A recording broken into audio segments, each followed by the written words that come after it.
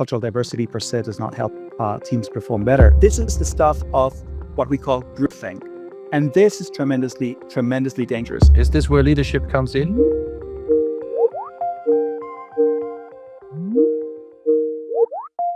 Hi, Álvaro. Thanks for connecting. I see you're in your office in Madrid. That's And right. thanks for joining me on this conversation, the Dean's Call as it's called. And I would love to talk to you about multicultural teams, topic that you've been working on, and how diversity can be turned into cohesion. There is a lot of talk, and you also show this, that multicultural teams can actually be a powerful source of innovation, but also a source of friction if it's not managed properly. Maybe you can expand a little bit on this. What are the key challenges that teams face, and why diversity alone is actually maybe not a guarantee for success? Well, absolutely. I'm very passionate about this topic, so I'm more than happy to discuss what you just asked, which is why cultural diversity per se does not help teams perform better. And to answer the question, we need to briefly discuss first what is a team and what makes a team. And it's basically two conditions. So it's people pursuing a shared goal, and they bring something unique to the table. So they are interdependent. Now, when people work in teams, they experience two types of motivations. One would be to get the task right. That would be the need for competence. Sometimes psychologists call this epistemic motivation. So it comes from the Greek word episteme, which means knowledge. And so you would see that people are epistemically motivated when they are very driven to pursue knowledge in a very profound, systematic fashion. So they want to leave no stone unturned. And this would be akin to the collective IQ of the team. Now, there's another motivation, which is to get along. And this is what psychologists would call social motivation. And there's one thing, which is basically the extent to which individuals in the team prioritize shared goals versus individual goals. Okay. So social motivation is that need to belong. Now, cultural diversity is going to increase the potential for epistemic motivation because people come from diverse backgrounds, and then they can share their perspectives and knowledges that are going to be different. So this is the good side of cultural diversity. But then there's this other dimension in human psychology, which is the need to belong, which is typically satisfied with similar others. And this is called homophily. Homophily is this preference for people who are similar to you. Sometimes in the literature, we would call this in-group favoritism.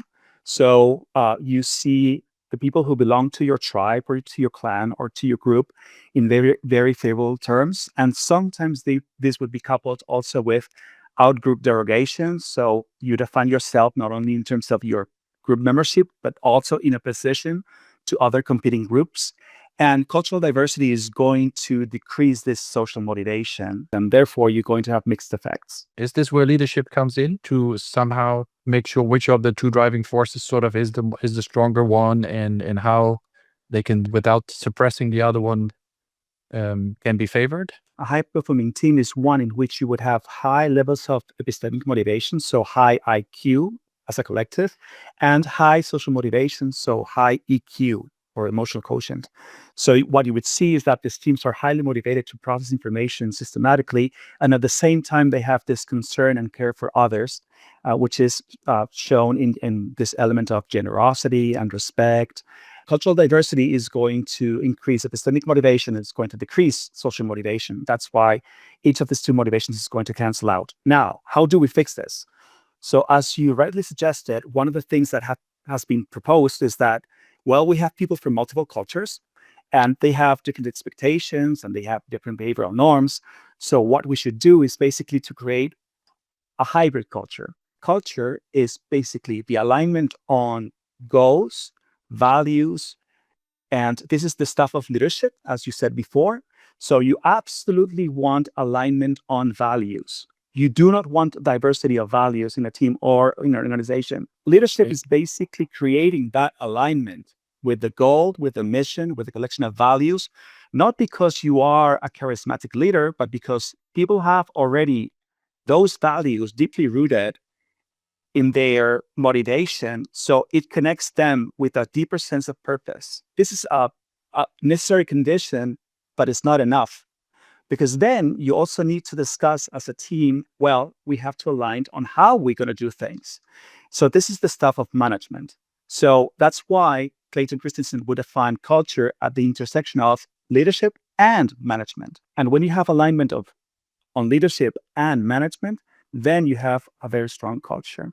Okay, so you've been very specific. I think that's good in terms of what you need to do to make the team work. How about if we think about a context maybe where other diversity dimensions are more prevalent? So let's say you're actually from the same country, but you're maybe different on other dimensions. The same ideas apply. This happens a lot. So homophily works in multiple dimensions.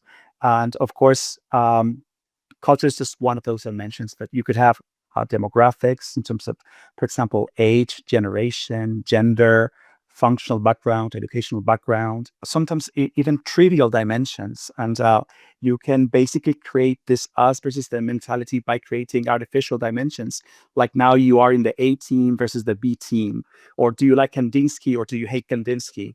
And people seem to be really affected by to which team they belong and to which team they are opposed to. This we called fault lines. Fault lines is the gap that happens in a team when people start to think of themselves not as part of the team, but a part of a sub-team or a faction. You could have fault lines across multiple dimensions.